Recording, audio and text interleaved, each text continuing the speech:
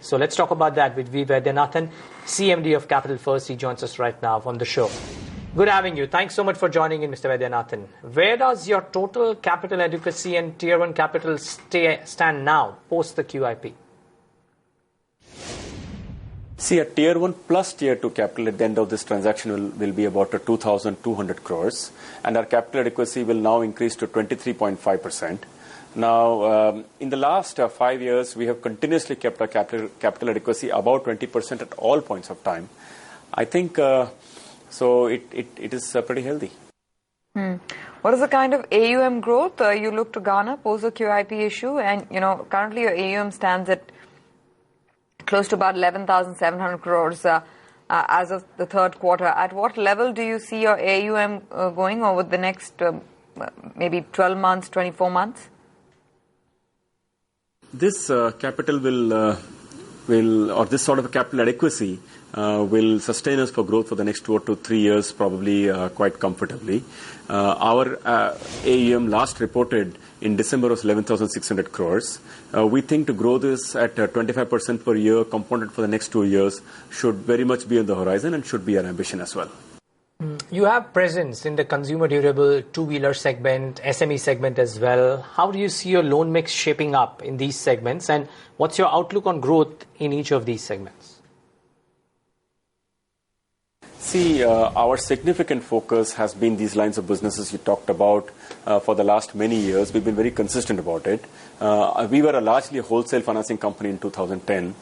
Today, 85% of the company's loan book is on consumer and MSME. And in the next few years, we continue on this strategy. Wholesale probably come down to 10%. Retail probably become 90%. But clearly, this strategy will go on.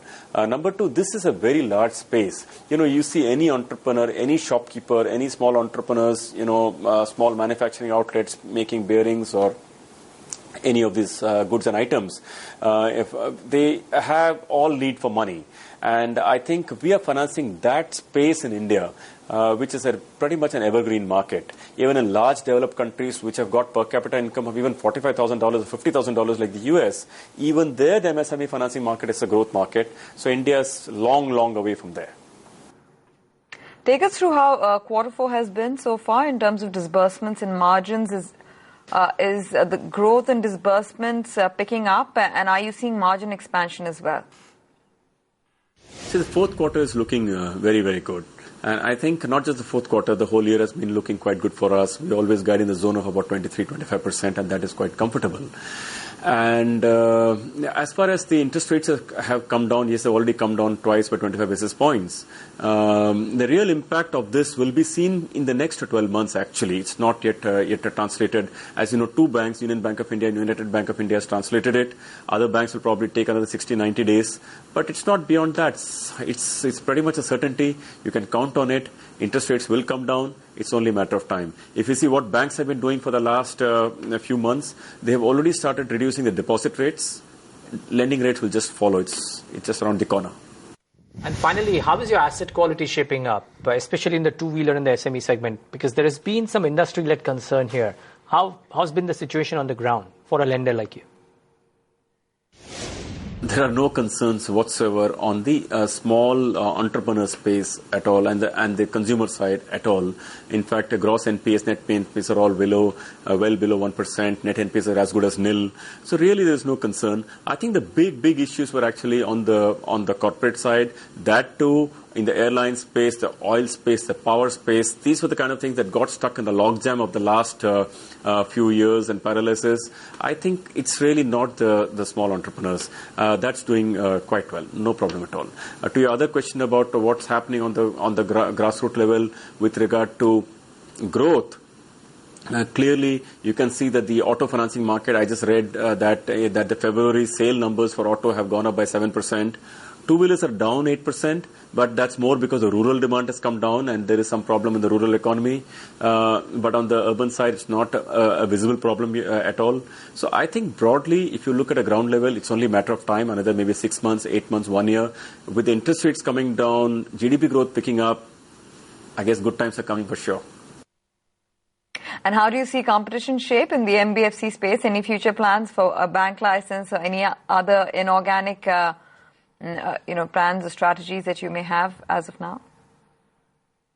Well, as you know, the Indian financial services is by and large very competitive, and with the number of banks and number of finance companies, it is. And particularly in our space, yes, there is competition, financing the consumer, financing the small entrepreneurs and so on.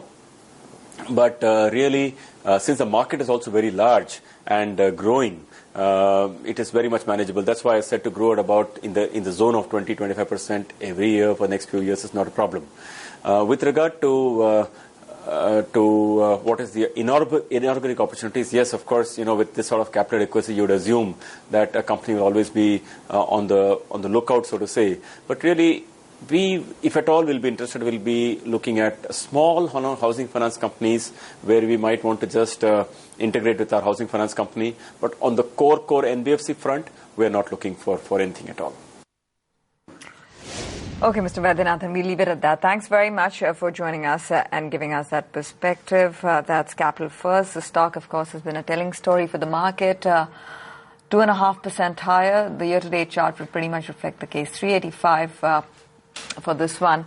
It's had many days of interest from investors. That's the market for the year. I was talking about Capital First. It's done well for itself and for investors. In the meanwhile,